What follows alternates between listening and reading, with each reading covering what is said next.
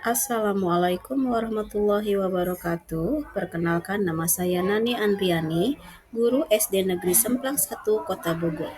Izinkan saya memaparkan hasil aksi nyata saya modul 1.4 Budaya Positif. Berikut ini rencana tindakan dalam aksi nyata saya. Latar belakang dari aksi nyata ini, pada dasarnya manusia tidak suka dengan peraturan. Begitu juga dengan murid. Mereka tidak menyukai peraturan karena pada saat mereka melanggar peraturan tersebut, maka murid itu akan mendapatkan hukuman yang umumnya dapat mempermalukannya. Selanjutnya, tujuan aksi nyata yang pertama, menciptakan murid yang merdeka dalam memiliki disiplin diri yang kuat. Yang kedua, menumbuhkan budaya positif di sekolah dengan keyakinan terhadap nilai-nilai kebajikan universal. Selanjutnya, tolak ukur. Yang pertama, terbentuknya keyakinan kelas melalui kegiatan kesepakatan kelas yang dilakukan guru dengan murid. Yang kedua, semua murid mampu menerapkan dan menjalankan keyakinan kelas yang sudah dibuat. Lini masa tindakan, langkah-langkah tindakan yang akan dilakukan. Pertama, menghadap kepala sekolah untuk menjelaskan pentingnya penanaman budaya positif dan keyakinan kelas di sekolah, serta meminta izin untuk mendiseminasikan bersama rekan guru. Yang kedua, mengumumkan pada rekan guru waktu pelaksanaan diseminasi dan sekaligus mengundang minimal 1 orang guru untuk hadir dalam setiap paralelnya. Yang ketiga, melakukan diseminasi pemahaman materi budaya positif atau keyakinan kelas dan segitiga restitusi. Yang keempat, berkoordinasi dan berkolaborasi dengan wali kelas untuk membuat keyakinan kelas di kelas masing-masing. Dan yang terakhir, memantau, merefleksi, dan mengevaluasi keyakinan kelas yang telah dibuat. Berikut ini penerapan diseminasi di sekolah mengenai pemahaman dan pengalaman budaya positif. Bismillahirrahmanirrahim. Assalamualaikum warahmatullahi wabarakatuh. Yang saya hormati dan banggakan Ibu Guru SD Sekelas 1. Alhamdulillah pada kesempatan siang hari ini kita dapat berkumpul bersama untuk melaksanakan kegiatan diseminasi yang akan saya paparkan. Sebelumnya kita sampaikan sholawat dan salam kepada junjungan Nabi besar kita Nabi Muhammad SAW yang kita nantikan syafaat di yaumul akhir. Langsung saja kegiatan hari ini. Terima kasih banyak untuk kehadirannya, untuk kehadiran ibu-ibu semua. Pertama-tama yang akan menyampaikan kegiatan ini merupakan kegiatan salah satu tugas saya tentang aksi nyata dalam mengikuti kegiatan pendidikan calon guru penggerak.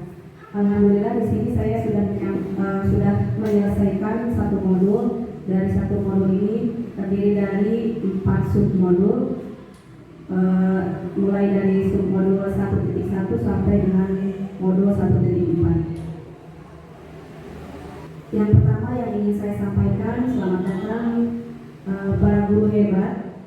Mari belajar bersama, berkolaborasi, saling mendukung demi mewujudkan disiplin positif di sekolah kita SD Negeri Semplang 1.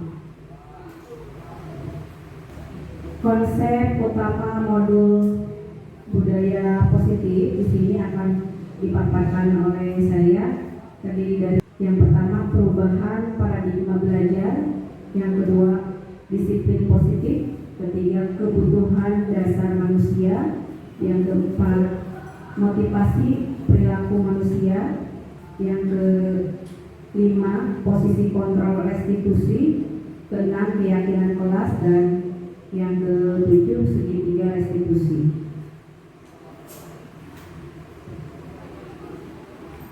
Yang pertama yang akan disajikan adalah konsep utama modul budaya positif. Dalam modul budaya positif ini ada beberapa rangkaian yang akan akan dibahas tadi. Yang pertama di sini ada perubahan paradigma.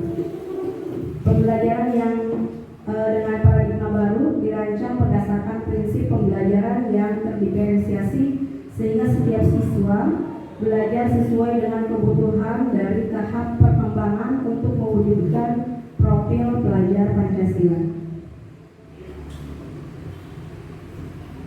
Selanjutnya, slide selanjutnya. Disiplin positif. Disiplin di sini biasanya dimaknai sebagai sesuatu yang dilakukan seseorang pada orang lain untuk mendapatkan kepatuhan. Kecenderungan kata disiplin itu sesuatu hal yang kurang nyaman. Jadi disiplin itu ada pemaksaan pada diri anak. Ada pemaksaan pada diri anak, jadi tidak timbul dari hati nurani anak. Jadi anak-anak itu merasa karena takut dia harus disiplin. Sebagai pendidik, tujuan kita adalah menciptakan murid-murid yang memiliki disiplin diri sehingga mereka bisa menerima dengan mengacu pada nilai-nilai kebajikan universal yang dimiliki termotivasi intrinsik bukan ekstrinsik. Jadi kita mengharapkan anak-anak itu bukan disiplin karena dia ketakutan oleh murid, oleh guru atau oleh penjaga sekolah, tapi disiplin di sini anak-anak itu seharusnya keluar dari hatinya, ya, dari dirinya sendiri tanpa ada rasa takut atau terpaksa. Jadi itu tugas kita, bagaimana mendisiplinkan positif pada diri anak. Yang dulu paradigma kita disiplin itu anak-anak semuanya harus nurut, harus patuh, harus takut pada guru. Dan ternyata setelah saya mengikuti guru penggerak ini, disiplin itu bukan seperti itu. Tapi disiplin di sini anak-anak harus muncul dengan sendirinya rasa patuh, bukan karena ketakutan pada siapapun. Disiplin positif merupakan salah satu cara penerapan disiplin yang bertujuan untuk menumbuhkan kesadaran murid untuk melakukan sesuatu tanpa imbalan, ancaman maupun hukuman. Apa saja kebutuhan dasar manusia? Di sini yang pertama adalah bertahan hidup. Bertahan hidup merupakan kebutuhan fisiologis anak atau berkaitan dengan fisik. Artinya kebutuhan bertahan hidup itu misalkan membutuhkan makan, minum, tempat tinggal, itu namanya kebutuhan dasar. Kalau istilahnya berarti sandang, pangan, papan. Yang kedua ada kebutuhan dasar manusia. Yang kedua itu adalah kasih sayang dan rasa diterima.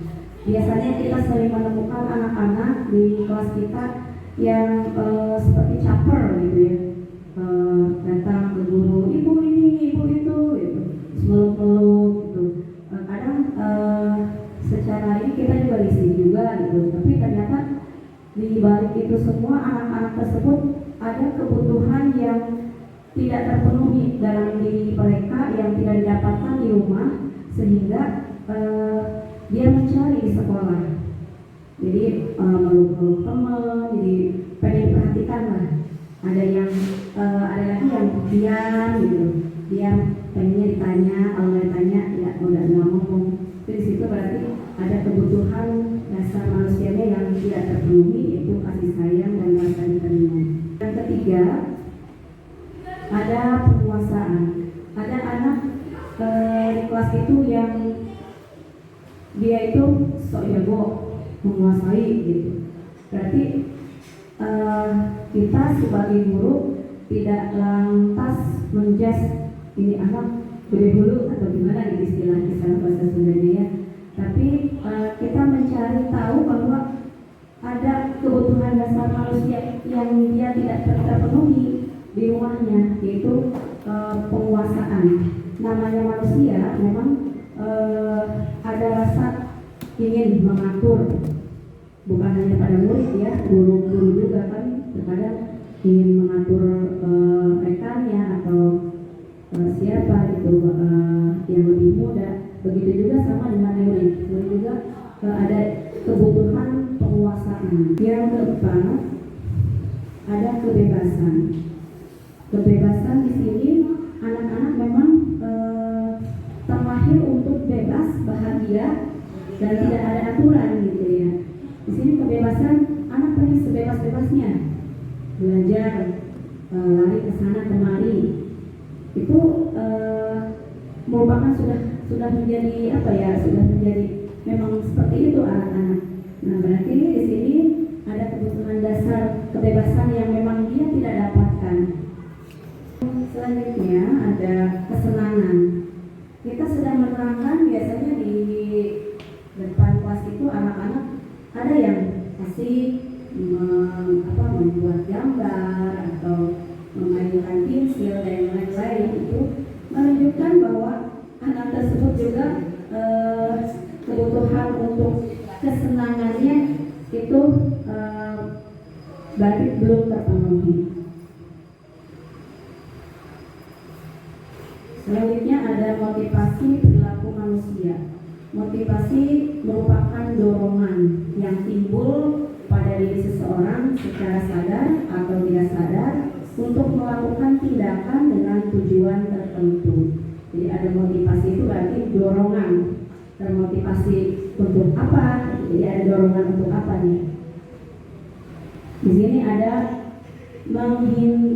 menghindari ketidaknyamanan pada hukuman. Jadi anak itu disiplin, ada yang mau disiplin karena menghindari ketidaknyamanan hukuman. Jadi takut akan hukuman. Murid melakukan disiplin karena ia merasa, aduh nanti kalau aku tidak mengerjakan PR, pasti bu guru akan marah. Itu berarti unsurnya termotivasi dari unsur ekstrinsik, bukan pada dirinya sendiri, timbul dari motivasi dari luar.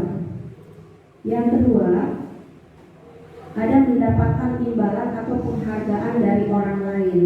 Di sini saya juga mengalami anak-anak misalkan mendapatkan nilai yang baik, saya memberikan reward atau misalkan pensil atau pulpen. Ternyata setelah saya masuk ke guru penggerak, hal tersebut merupakan motivasi yang kurang tepat karena mendapatkan imbalan atau penghargaan dari orang lain. Jadi murid itu selalu ingin mendapatkan imbalan. Jadi saya harus mendapatkan nilai sekian, nanti dapat imbalannya ini, bukan karena kebutuhan dia, bukan karena kebutuhan dia. Jadi karena dapat imbalannya tersebut. Jadi selama ini banyak sekali kesalahan-kesalahan saya di kelas yang saya pikir itu adalah sudah baik dan sempurna untuk memberikan hadiah kepada anak-anak. Ternyata itu tidak tepat.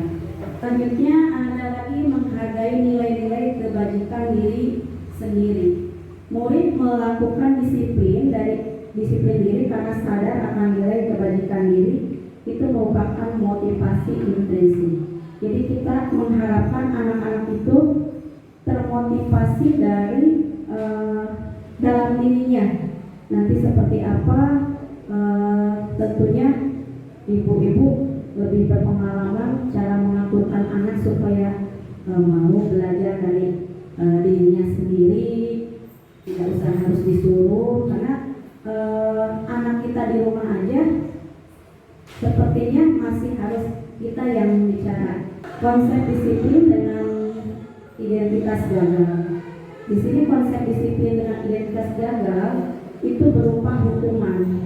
Hukuman biasanya itu pada anak, kita menghukum anak itu sebetulnya akan menyakiti hati anak, membuat tidak nyaman, murid juga menjadi takut, terus ada rasa keterpaksaan, lalu murid juga menyembunyikan kesalahan biasanya karena dia takut dimarahi.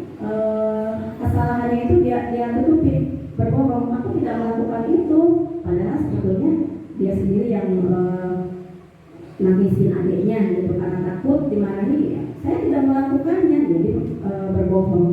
Dan itu juga murid menjadi rendah diri. Pada saat kita hukum anak-anak kita di sekolah, murid merasa malu, sehingga dari malunya itu akhirnya dia merasa rendah diri. Yang kedua, ada penghargaan. Penghargaan di sini dinilai tidak efektif, terus merusak hubungan yang berupa menumbuhkan sifat iri. Dimana bila kita memberikan penghargaan, misalkan pada anak yang memang selalu muncul yang lebih pintar, biasanya yang lebih pintar itu lagi. Nah, ada rasa di dalam diri anak yang memang dia tidak memiliki kelebihan secara akademik atau non akademik akan merasa, dia lagi, kapan saya gitu. Jadi ada timbul rasa iri dari penghargaan tersebut. Yang ketiga, mematikan kreativitas. Bagi yang sudah mendapatkan penghargaan, biasanya kreativitasnya itu tidak mau tumbuh berkembang lagi, tidak mau bersaing dengan yang lain lagi. Saya yang paling pintar kok, ngapain juga harus lebih ditingkatkan lagi belajarnya, orang saya ranking 1, misalkan seperti itu. Yang keempat, menghukum dengan sistem ranking. Ranking itu kan sekarang sudah tidak diperbolehkan karena dengan ranking anak akan dibuat menjadi minder untuk anak-anak yang memang rankingnya rendah. Selain itu orang tua juga ada rasa saya gagal mendidik anak saya karena anak saya tidak pintar. Jadi ada rasa seperti itu. Jadi diusahakan walaupun orang tua murid menanyakan ranking untuk tidak diberitahukan karena itu konsep disiplin dengan identitas gagal maksudnya ya. Terus yang terakhir, merampas hak menghargai dirinya sendiri. Di sini merampas hak menghargai dirinya sendiri. Misalkan anak tersebut biasanya hanya bisa membaca satu kata. Beberapa hari kemudian anak tersebut membaca satu kalimat. Lalu kita berikan sebuah es krim. Nah, itu berarti merampas hak menghargai dirinya. Kenapa dikatakan merampas hak menghargainya? Jadi usaha anak dari mulai satu kata menjadi satu kalimat hanya dihargai satu buah es krim gitu. Padahal dia sendiri berusahanya seperti apa untuk bisa membaca satu kalimat atau satu paragraf. Jadi ada merampas hak dia. Harusnya lebih dari itu perasaan dia gitu ya. Jadi merasa kurang dihargai dirinya. Konsep disiplin dengan identitas sukses, di sini ada konsekuensi. Konsekuensi di sini ada penguatannya hanya jangka pendek. Karena kalau dengan konsekuensi, anak terkadang hanya sebatas kalau kita ada saja, misalkan begini, ada anak membawa air, terus temannya menyenggol tempat minumnya. Nah, oleh kita ditegur, nah itu tempat air minum teman kamu tumpah, ayo silakan dibersihkan, seperti itu. Nah, suatu saat itu akan terulang lagi. Kadang anak tersebut lupa, atau kalau tidak ada kita, ya sudah, gitu ya. Jadi kalau dari konsekuensi, penguatannya itu hanya jangka pendek saja dan perlu dimonitor. Kita harus nongkrong terus. Kalau anak melakukan hal yang salah, kita harus menegur terus seperti itu. Jadi tidak ada muncul dari dirinya, itu dari konsekuensi. Terus konsekuensi juga merupakan stimulus dan respon. Jadi stimulus di sini anak melakukan kesalahan, terus guru menegurnya, baru anak mau melakukan perbaikan. Jadi seperti itu stimulus respon ya untuk konsekuensi. Terus murid juga menghormati peraturannya, karena peraturan itu dibuat oleh guru, jadi murid hanya menghormati peraturan yang dibuat oleh guru saja. Selain itu juga murid akan kehilangan waktu untuk merenungi kesalahannya, itu konsekuensi. Jadi kehilangan waktu untuk merenungi kesalahannya di sini, misalkan anak tersebut tadi setelah menumpahkan air minum temannya, langsung oleh ibu guru, ayo cepat dibersihkan. Anak-anak langsung membersihkannya.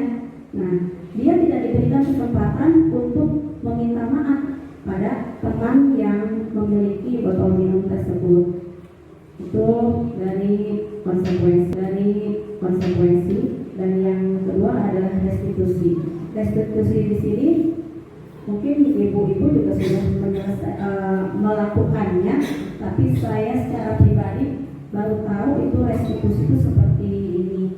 Jadi murid itu dilatih untuk bertanggung jawab atas perilakunya. Perilaku yang dia lakukan, hal yang dilakukan itu harus bisa dipertanggungjawabkan oleh dirinya sendiri. Terus fokus pada pemecahan masalah untuk jangka panjang. Murid menghormati dirinya dan orang lain. Terus restitusi juga merupakan teori dari kontrol atau dirinya mengendalikan kontrol. Yang terakhir, murid bersemangat memperbaiki kesalahan. Jadi kalau kita telusuri, murid itu bertanggung jawab dengan perilakunya atas dasar dirinya sendiri. Jadi tidak ada tekanan dari siapapun. Dan itu akan terus-menerus melekat pada dirinya tanpa harus disuruh atau ada yang mengawasinya. Murid juga akan menghormati dirinya dengan mempertanggungjawabkan perilakunya, dan akan menghormati temannya dan menghormati orang lain. Selain itu, murid juga pada saat melakukan memohon maaf atau melakukan hal yang baik itu sangat bersemangat, hatinya gembira gitu, tidak ada rasa aku tertekan karena disuruh oleh ibu guru gitu, karena takut atau apa. Jadi dia dengan sendirinya senang melakukan hal yang baik.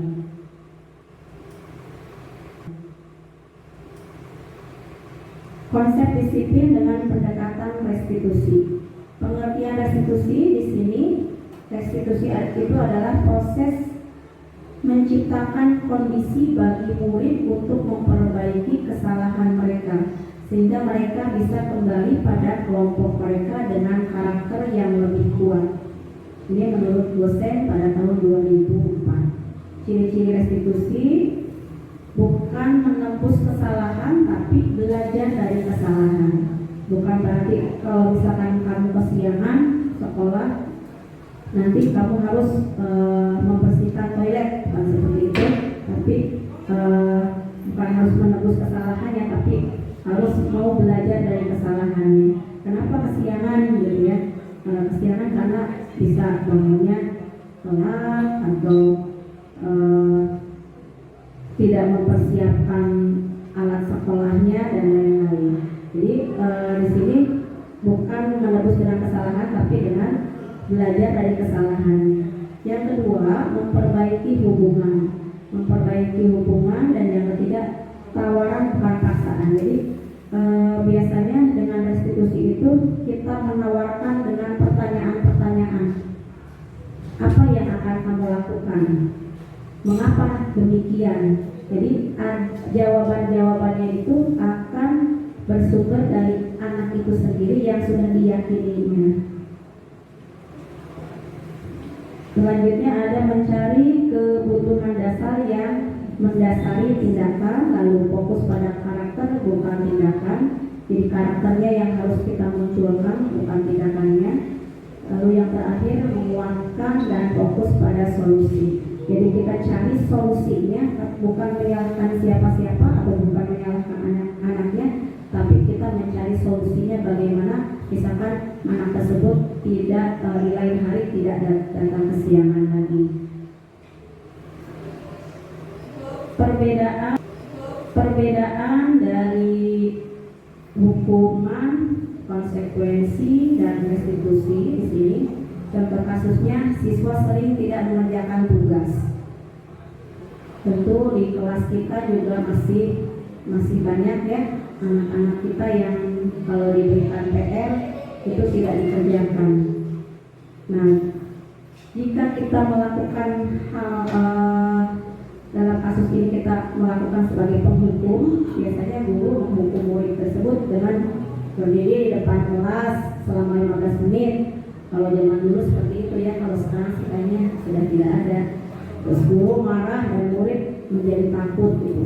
Guru sampai melotot, kamu kenapa bisa kamu mengerjakan PR? Jadi suaranya lantang dan anak menjadi ketakutan. Itu untuk contoh dari hukuman.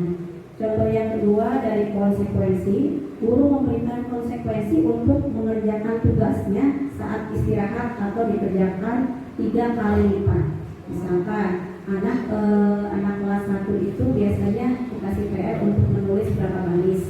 Karena kelupaan, yang anak-anak yang lain mengerjakan PR-nya hanya 5 baris, karena kelupaan jadi 15 baris. Itu artinya masuk kategori konsekuensi. Lalu guru tegas dan siswa menghormati peraturan. Siswa akan menghormati peraturan dalam konsekuensi ya. Karena menghormatinya itu karena rasa takut pada guru.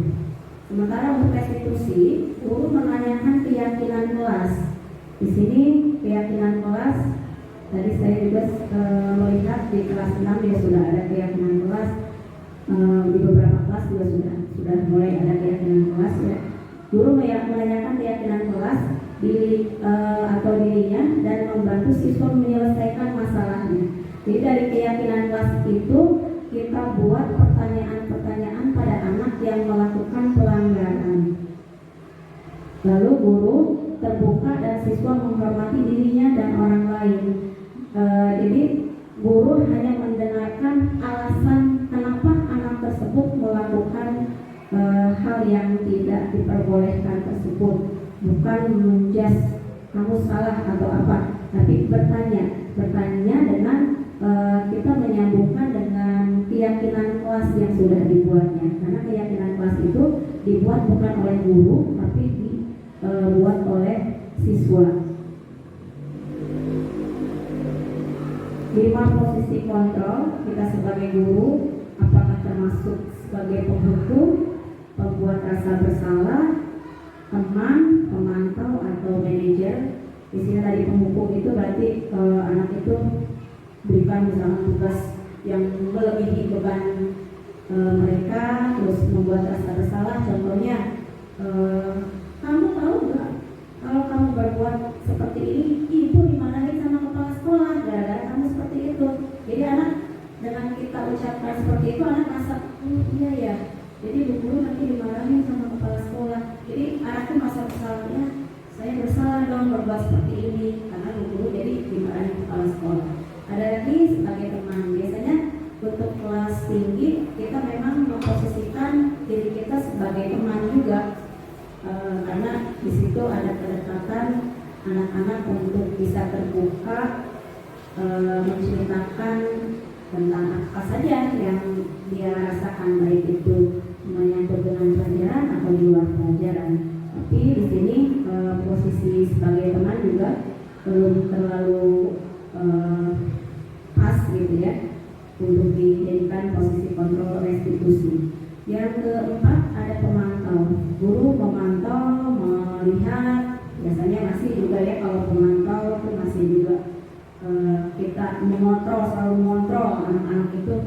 Misalkan anak-anak sedang berolahraga, kalau yang saya tahu tuh di sini anak itu ya sudah diberikan kepercayaan, kita tidak usah harus melihat anak-anak di lapangan, tapi biarkan anak-anak itu bebas, tidak usah harus kita pantau terus. Untuk yang terakhir di sini ada fungsi sebagai manajer. Jadi fungsi sebagai manajer ini berarti kita bisa memposisikan memantau bisa, menjadi teman bisa. Yang jelas bisa memposisikan dia sebagai murid dan kita sebagai guru, tapi ada rasa kedekatan tanpa ada rasa ketakutan pada diri kita. Contoh penerapan 5 posisi kontrol restitusi. Kasus siswa tidak memakai atribut lengkap saat upacara bendera, misalkan di sini ada 5 posisi kontrol pada pertama pada penghukum. Patuhi aturan sekolah, lalu berdiri di depan barisan. Biasanya yang terlambat nih ya, kalau dulu tuh anak yang datang terlambat pada saat upacara itu kita simpan di depan barisan, jadi teman-temannya yang lain bisa melihat dia. Nah, itu juga kurang tepat karena akan menjadikan anak itu menjadi malu atau bahkan menjadi stres ya. Terus yang kedua, pembuat rasa bersalah. Berapa kali ibu guru harus memberitahu kamu, bu guru kecewa sama kamu, kata-kata seperti itu. Itu membuat rasa anak menjadi merasa bersalah. Nah, sebagai teman di sini, berapa kali bu guru harus memberitahu kamu? Di sini saya ingin, jadi kalau yang posisi teman itu, dia tuh memposisikan murid menjadi teman. Nah, si murid ini pada saat si ibu gurunya tidak memperhatikannya, dia merasa ada yang hilang, kepercayaan dirinya tidak ada lagi karena tidak ada teman di sampingnya gitu. Kalau misalkan guru tersebut sedang tidak ada, jadi karena nyamannya itu karena kalau ada bu guru, karena bu guru adalah teman saya. Kalau Bu Haji mah berikutnya gitu ya, itu kalau anak-anak. Nah, sebagai pemantau, kamu sudah melanggar apa peraturan dari konsekuensinya. Jadi posisi pemantau ini anak ditujukan bahwa kamu sudah melanggar peraturan. Jadi konsekuensinya ini nanti untuk pemantau. Sementara manajer biasanya akan bertanya, apa kamu tahu kesalahanmu? Kira-kira bagaimana kamu akan memperbaiki kesalahan ini? Jadi ditanyakan lagi atas kesalahan yang murid lakukan itu, kita tanyakan lagi. Bukan kita menjudge anak tersebut salah, tapi kita berikan kebebasan anak itu untuk menceritakan kenapa dia melakukan hal seperti itu.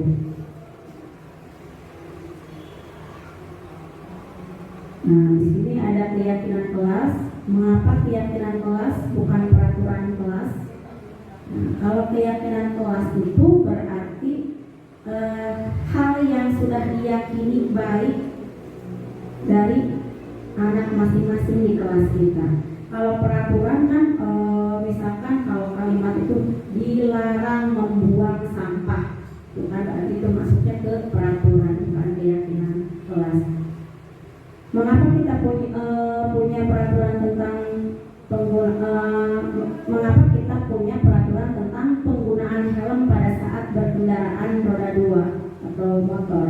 Kira-kira biasanya kalau kita menggunakan helm itu pada saat menggunakan motor itu karena apa biasanya? Untuk keselamatan ya, untuk menaati peraturan ya, karena kita ingin taat pada peraturan yang sudah dibuat gitu. Nah, itu berarti keyakinan kita itu berarti di sini ada yang keselamatan, bakal selamat gitu ya kalau menggunakan helm itu ya, setidaknya kalau ada terjadi apa-apa bisa melindungi kepala kita gitu ya. Terus kalau yang pertanyaan kedua, mengapa kita memiliki peraturan tentang menggunakan masker dan mencuci tangan setiap saat? Itu alasannya kan alasan apa biasanya? Alasannya pastinya sudah kita yakini ini adalah alasan dari kesehatan. Nah, jadi contohnya seperti itu nanti untuk membuat keyakinan kelas. Ya, mana lagi?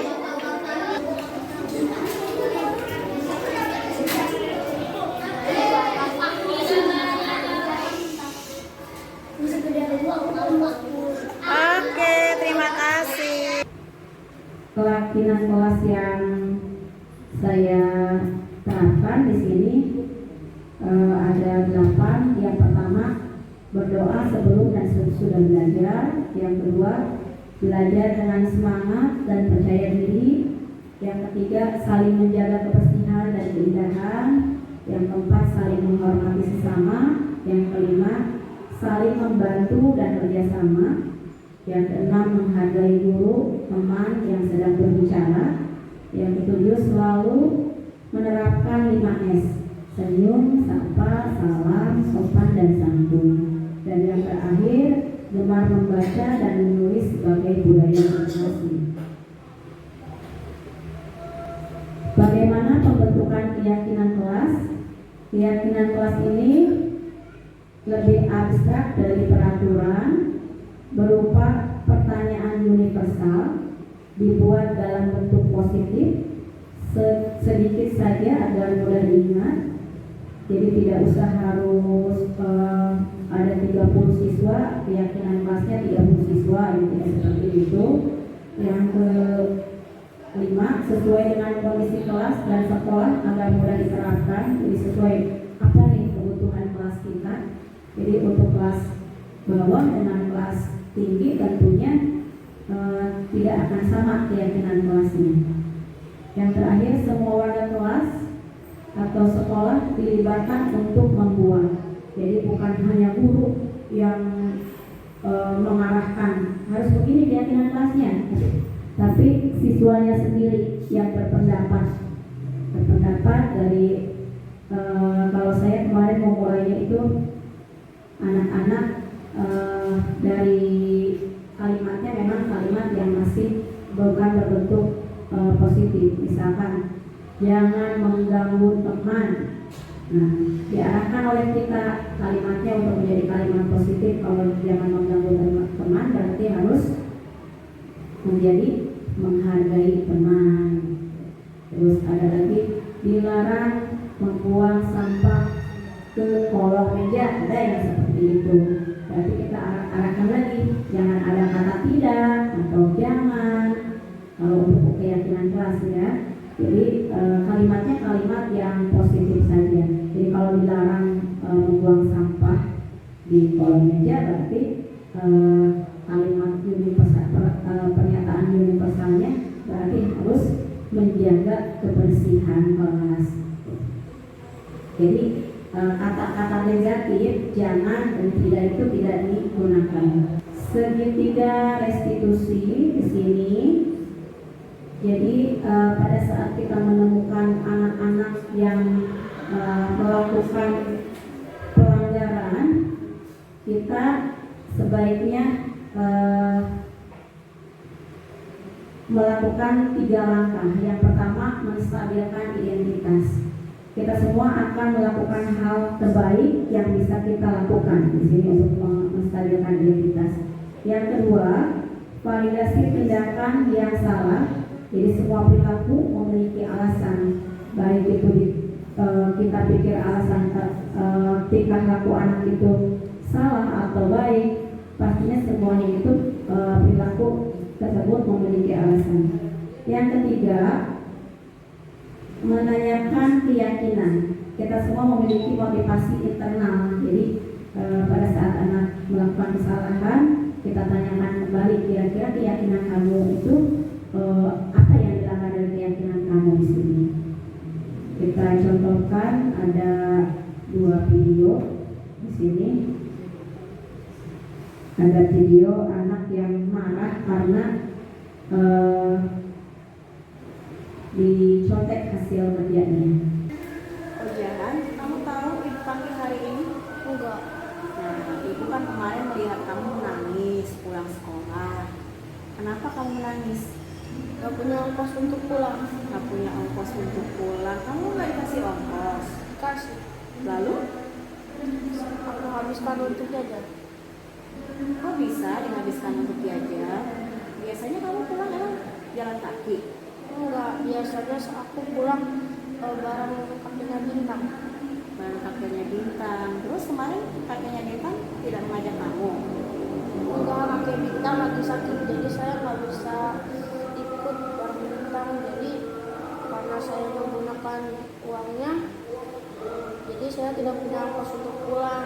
Nah, Bintangnya pakai angkot kemarin? Iya. Pakai angkot. Oh, jadi kamu nggak bisa pulang menggunakan angkot karena uangnya habis dipakai jajan. Karena biasanya kamu pulangnya sama kakeknya Bintang. Jadi kamu mengandalkan kakeknya Bintang ya. Jadi kira kemarin kakeknya dijemput gitu ya. Oke. Nah, kira-kira kan kita punya kesepakatan kelas ya yang sudah kita sepakati semuanya. Nah, kesepakatan kelas apa yang kira-kira kamu langgar? Kesepakatan kelas tentang siswa yang mandiri. Tentang siswa yang mandiri. Nah, kamu sudah mandiri belum kemarin? Belum. Kenapa tuh belum mandiri? Karena saya mengandalkan orang lain. Masih mengandalkan orang lain untuk bisa membawa pulang kamu ya. Jadi kamu habiskan saja uang jajannya, uang ongkosnya untuk jajan karena ada yang menjemput gitu ya pikiran kamu. Nah, kira-kira kalau seperti itu setiap kamu pulang merasa tenang tidak? Enggak. Takut ya, takut terjadi lagi kakeknya sakit atau ada halangan kakeknya Bintang, maka tidak dijemput dan akhirnya kamu tidak bisa pulang lagi. Nah, kamu sadar Iya. dengan perbuatan seperti itu berarti melanggar Sikap mandiri. melanggar keyakinan kelas kita tentang mandiri. Nah, kedepannya kamu kira-kira apa yang akan kamu lakukan? Menyisakan ongkos untuk pulang. Menyisakan ongkos untuk pulang ya. Jadi tidak semuanya digunakan untuk jajan. Jadi disisihkan dulu untuk Ongkos pulang. Kira-kira kalau sudah sudah yakin, sudah sepakat bahwa kita harus selalu sedia ongkos untuk pulang, merasa tenang tidak? Nah, Tenang ya. Hari ini sudah disisihkan ongkosnya? Sudah disisihkan. Baik. Kedepannya berarti ibu tidak melihat kamu menangis lagi ya. Karena solusinya bukan menangis, tapi menyisakan apa? ongkos. Menyisakan ongkos ya dari uang yang sudah diberikan orang tua. Baik, sekarang kamu boleh istirahat lagi bersama teman. Dan jangan lupa ya, jangan lupa uang ongkosnya disimpan. Takutnya nanti dibawa main di luar hilang ya. Baik ya, terima kasih. Ibu dengar dari teman kamu marah-marah di kelas. Kenapa? Ya Bu, benar saya kesal karena hasil tugas saya dicontek sama teman. Oh gitu, sama siapa? Sama Wida. Oh, wajar sih kalau kamu marah, kesal. Mungkin ibu juga sama akan marah. Lalu apa yang kamu lakukan? Saya marah-marah sama mengebrak meja. Menggebrak meja? Ya. Pasti kamu berbuat seperti itu ada alasannya kan? Ya. Apa alasannya? Saya kesal Bu, karena saya sudah susah payah mengerjakan tugas, malah dicontek sama Wida. Gitu. Ya memang wajar kamu merasa marah karena tidak rela hasil pekerjaan rumahnya dicontek oleh teman ya. Ibu sangat menghargai tindakan kamu yang tidak berbuat lebih kasar dari itu. Coba sekarang kita pikirkan kira-kira tindakan kamu marah sampai menggebrak meja apakah sudah sesuai dengan keyakinan kelas kita? Tidak. Kamu tahu itu tidak sesuai? Ya. Oke. Menurut kamu keyakinan kelas apa yang sudah dilanggar oleh kamu? Tidak menghargai teman. Tidak menghargai teman. Jadi menghormati antar teman atau menghargai teman itu penting buat kamu? Penting. Baik. Kalau menurut kamu itu penting, jadi keyakinan apa yang harus kamu lakukan lakukan pada saat kamu sedang marah? Harus lebih sabar. Harus lebih sabar. Terus apa lagi tuh kira-kira? Kira-kira apa lagi? Daripada menggebrak meja, lebih baik apa? Bilang kepada ibu guru. Jadi laporkan ya pada ibu guru.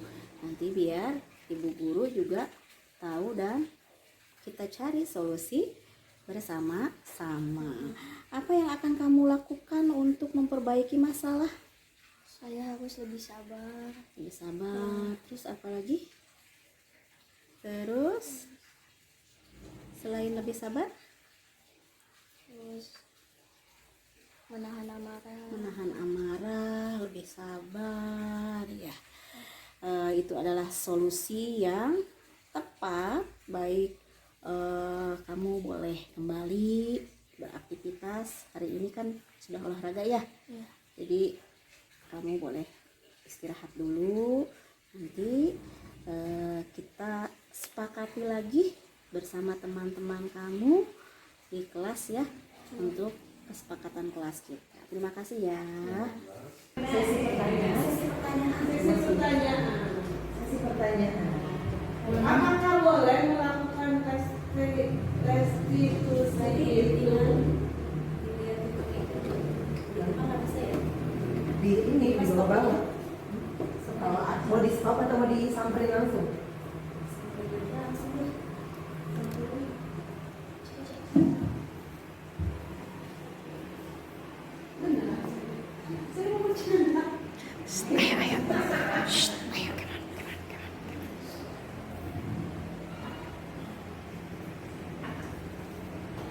Assalamualaikum warahmatullahi wabarakatuh.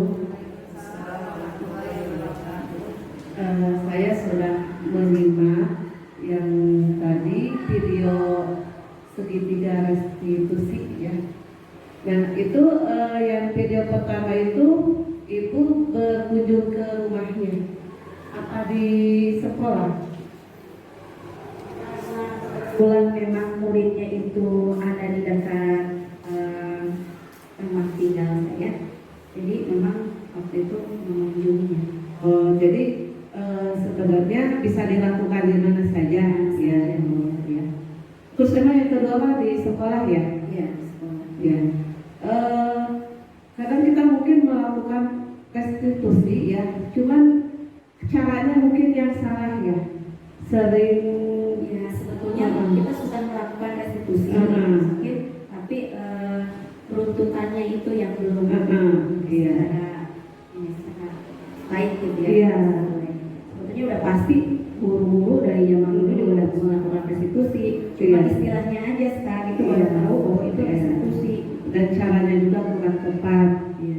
Seperti misalnya masih di ruang terbuka disaksikan oleh teman-teman yang lain. Ya. Nah itulah yang mungkin itu tidak baik dampaknya bagi anak, dan mungkin itu bukan malah berhasil ya, malah jadi anak malah jadi kita sering sekali seperti itu, dan insya Allah kedepannya ya alhamdulillah sudah mendapatkan ilmu dari sini untuk memperbaiki restitusinya. Terima kasih Bu Yanti.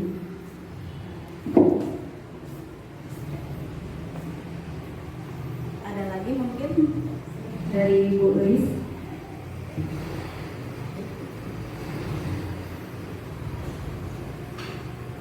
Ya, terima kasih kepada Bu Nani yang telah memberikan waktunya, dan saya juga terima kasih banyak setelah mengikuti kegiatan ini dari guru penggerak, jadi bertambah ilmu saya gitu ya. Jadi untuk kedepannya mungkin insya Allah saya bisa melaksanakan sesuai dengan peraturan yang terbaik untuk anak didik kita semua. Nah, saya hanya ingin bertanya, barangkali ada kurang paham mengenai ini, sebenarnya apa tuh kesepakatan kelas. Nah, kesepakatan kelas itu apa kita buat bersama-sama atau dibuat oleh guru itu sendiri atau gimana gitu. Terima kasih Bu Nani. Baik, terima kasih Polis. Jadi kesepakatan kelas itu anak-anak sendiri yang memberikan saya biasanya pakai skinot ya, pakai kertas kecil gitu. Ingin seperti apa kelas tersebut? Misalkan aku pengen kelas ini bersih, misalkan, jadi menuliskan sebutan. Di situ kebanyakan biasanya anak-anak itu menggunakan kata-kata yang masih kata-kata negatif, misalkan tidak mengobrol, tidak membuang sampah, jangan mengganggu teman. Ada kata tidak dan jangan itu merupakan kata dari negatif. Jadi diubah oleh kita nanti setelah anak-anak menempelkan di papan tulis, ini Bu hasil saya. Nah, kita koreksi lagi. Ini kalimat ini kita perbaiki ya anak ya. Kita perbaiki dengan kata yang lebih positif. Misalkan dilarang mengganggu teman, berarti dilarangnya kita hilangkan. Berarti harus apa sama teman? Kita kira-kira kalau dilarang mengganggu teman, kira-kira kalau misalkan dilarangnya dihilangkan, kira-kira apa jawabannya? Kira-kira yang bisa secara universal gitu. Dilarang mengganggu teman bisa dibuat jadi apa? Bisa dibuat jadi saling menghargai teman gitu. Karena kan kalau mengganggu teman kan berarti artinya tidak menghargai teman kan gitu. Terus seperti dilarang membuang sampah berarti harus dirubah katanya menjadi menjaga kebersihan. Jadi kata dilarang dan tidak itu yang harus kita hilangkan supaya kalau menggunakan kata negatif itu biasanya ada masih menyangkut dengan peraturan, tapi kalau dilarang dan tidak kita gunakan itu akan timbul dari hati mereka. Jadi oh iya harus menjaga kebersihan, tapi harusnya nggak boleh ditulis ya, menjaga kebersihan ya, santun ya sama teman, santun ya sama bu guru, seperti itu. Jadi anak-anak nanti setelah menuliskan keyakinan menurut dia, kita seleksi lagi kalimat-kalimatnya. Kalau misalkan ada yang masih menggunakan kalimat negatif, kita perbaiki bersama-sama tentunya. Dikembalikan lagi ke anak-anak, jangan kita yang jadi ini ya anak-anak gitu, tidak seperti itu. Tidak anak diberikan kebebasan lagi untuk supaya bisa itu benar-benar keyakinan dari saya, bukan keyakinan dari guru gitu. Nanti biasanya kan ada banyak nih, misalkan ada 30 siswa, ada yang sama-sama itu nanti diambil, jadi lebih sedikit lagi mengerucut nanti. Jadi dari kalimat yang masih kalimat negatif, lalu kalimat positif, nanti yang dibuat keyakinan kelas yang tidak usah harus banyak. Dan biasanya memang selalu ada yang sama, jadi tidak akan menjadi 30 keyakinan kelas. Jadi ada beberapa saja. Memang disarankan untuk tidak terlalu banyak karena supaya keyakinan kelas itu dihafal oleh anak-anak. Jadi jangan sampai lupa gitu. Dan keyakinan kelas juga bisa sewaktu-waktu kita perbaharui. Pada saat anak-anak ada yang melakukan suatu hal yang memang kurang membuat nyaman kita perbaiki lagi, perbaharui lagi keyakinan kelas apa nih yang tidak ada, yang kemarin ada hal yang tidak membuat enak di kelas ini, jadi bisa diperbaharui. Tidak usah harus per minggu atau berapa, misalkan pernah ada kejadian yang memang tidak ada di keyakinan kelas tersebut, bisa diperbaharui. Mungkin itu Bu Lis. Terima kasih Bu Dani atas penjelasannya. Sekarang saya jadi paham ya. Jadi awalnya anak-anak itu mengungkapkan ya masing-masing pendapatnya, kemudian kita bahas bersama-sama. Sekiranya mungkin ada kata-kata negatif, kita ganti ke kata-kata yang positif. Mungkin kalau sekiranya namanya anak-anak pendapatnya mungkin ada yang sama, kita satukan jadi ambil gitu ya. Jadi tidak itu jadi fleksibel ya, kapan saja kita bisa mungkin menambah, memperbaiki atau itu yang tidak bisa. Terima kasih atas penjelasannya, saya sangat paham. Assalamualaikum warahmatullahi wabarakatuh.